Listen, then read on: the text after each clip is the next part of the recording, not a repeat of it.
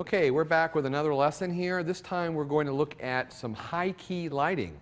I've built a set here that is kind of a little unconventional in that I'm actually using the light itself as the background.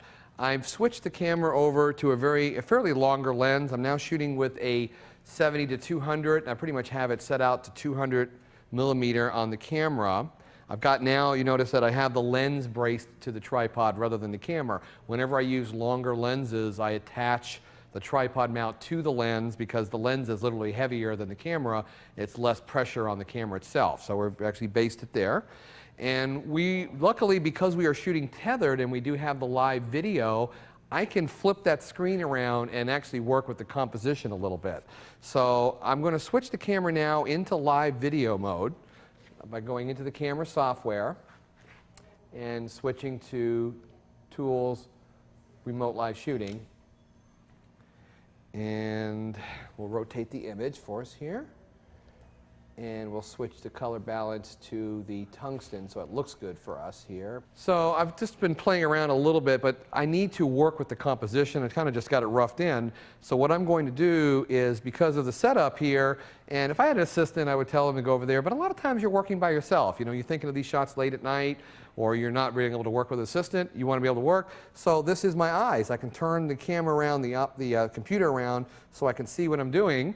I've got this set made so that I have fairly low power. I've got about 100 watts, I think 100 watt second or 60 watt seconds of the 300. That's all I'm needing. Even at f22, I'm only using 10 or 15% of the light's power.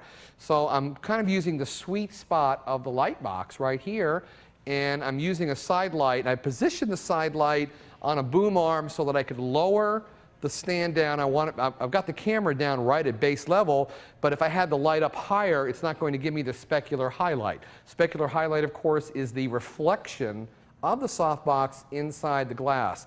And what I'm really trying to achieve here, this would be kind of like a catalog shot you might find in a Crate and Barrel or a Sonoma type catalog, very high-tech looking. And the key here is just the right amount of exposure to keep the background super bright white, but at the same time, I need to be dark enough to retain the texture of the glass. So what I'm looking for, I'm going to really try two different kinds of things. One is I want to do a group shot as if we were going to do a full page shot and you were going to pick A, B, C, or D, or you bought these as a set. And then I'm also going to try a couple of close-up, very graphic shots of just parts of the bottles. And by doing that, I can later go back into Photoshop on the second part of this and use some blend modes to actually superimpose one piece over another, and there might be some very cool effects we might be able to get. It's sort of kind of a deconstruction. I sort of cut the picture apart and reassemble it with blend modes to make sort of an artsy type of an effect. So to start with, I have it on live view so I can see what I have, and I just wanted to make sure I'm kind of looking for, as I move things around a little bit, I'm looking to make sure that I had no like bad tangents where things move together. I like the way that this curve cuts through this bottle right in here, and I like the fact that this lid sort of goes halfway through that bottle, and I'm going to stagger that one just a little bit. And because I'm looking through here, I'm pulling it back, and I like the feel of that a lot. So once I have that looking, I don't want to have the three taller bottles evenly spaced. I like the fact that one is a little farther out. I may move this one in just a little bit. There's really no right or wrong to there. I'm liking the general look. I've got freedom on both sides. I got plenty of room on the top, and I'm actually seeing the base. And I'm going to now flip my computer back around the other way so I can kind of come back to the camera's point of view. And I'll take it out of live view. And I'm set right now. I've already done a custom white balance on the first part of the shoot today, so that pretty much everything during the day has the same white balance as long as we're using these lights. And what we're seeing right now are just the tungsten modeling lights. I have a set at a manual exposure, and we're set at 1/25th of a second at f20. The reason why I picked such a small f-stop is I want to pull the depth of field. As I stagger the lights from front to back, I want everything to be very, very sharp. If I wanted something to be more out of focus, I could then literally change the exposure over and lower the power even more, and drop the aperture to a much more open aperture, which would make the glass fall off. But I think to see the texture in the glass is going to be pretty cool. So let's go ahead and take a shot here. And we're looking at the actual Canon software, bringing it into the Canon's viewer. And I think what we want to do to start with, just to see the difference, is try a couple of different exposures and then open them up. So this is what I think a normal exposure is, but I'm going to go ahead now and do one lighter and darker. So I'll do, let's see, I'm at 2020, I'm at F20. I'm going to do a full stop darker, just to see the effect. And I want to see if I can pull up more texture.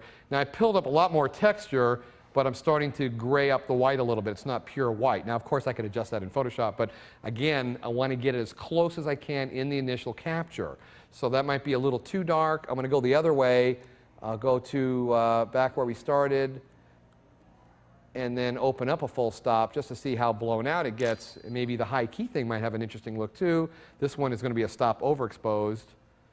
And it doesn't do anything for me. The glass loses its texture. There might be some close-up things that we do that might be interesting that we can do after the fact. But for right now, I think I'm going back to the initial first exposure.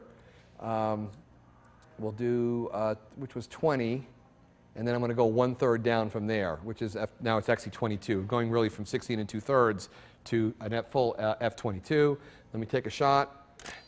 And I believe this is going to be our winner here.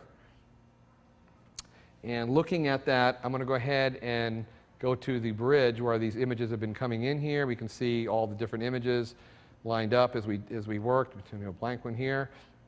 And we'll start with the, we can see the three of them here, the light, dark, and middle, but I'm going to go the last one, just open that last one up, Command R, Control R on the PC, and now we'll bring that up right in the Bridges Adobe Camera Raw dialog box. And looking at the numbers, I'm not a pure white, which is probably okay because I can always push that up a little bit, but I'm thinking I can see into the glass very well. I can see some really nice textures going on here, and actually there's some pretty interesting things going on here shape-wise. So I like what's going on here. I think what I'll do from here is just try a couple of variations. I'm going to mix and match the glasses and maybe try some even a little closer up just to give myself a little more working, a few more images to work with. I'm not quite sure what I want until I actually see it, but I like this first initial image here, and I really like the fact that I'm getting good texture. I can see all the lines. The background is pretty white. If I need it to go a little brighter, I can always push it up just a little bit on my exposure here and then bring back a little bit of recovery. Probably will bring back just a little bit just to bring back some of that texture if we need that. But we'll cancel that for right now. Let's go ahead and try just a couple of more variations of this.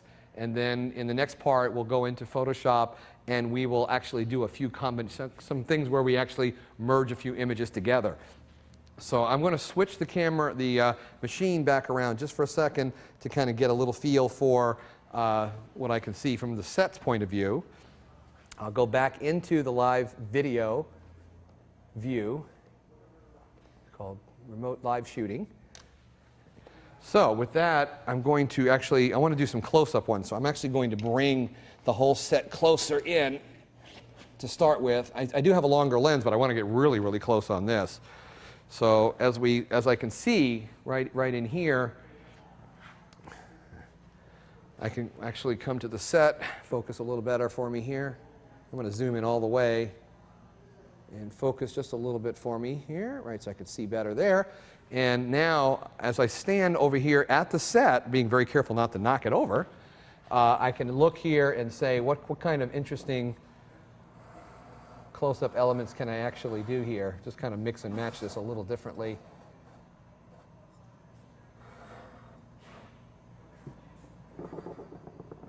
Let's see here, right to there. And then bring the blue one in a little bit closer. Go blue. Let me bring this one around this side a little bit. So I just really, there's no what I call right or wrong way. I'm just looking at the screen and making some decisions based on what I see right here, and I like that. That's getting there. It's kind of a good graphic shape here. Yeah, I'm kind of liking that. I like the fact that the top of the one bottle's cut off a little bit. It's very interesting. Make sure to step out carefully, not to knock my set over, and I'll swing back. And we can see that we have a pretty cool, little different arrangement, being much closer. Now they see that I'm going to bring this one bottle in just a little bit more. Just to get a little more overlap there. There we go. I like that. Okay, here we go. We get out of the live focus, close, and we'll get the little cable release to be safe here, and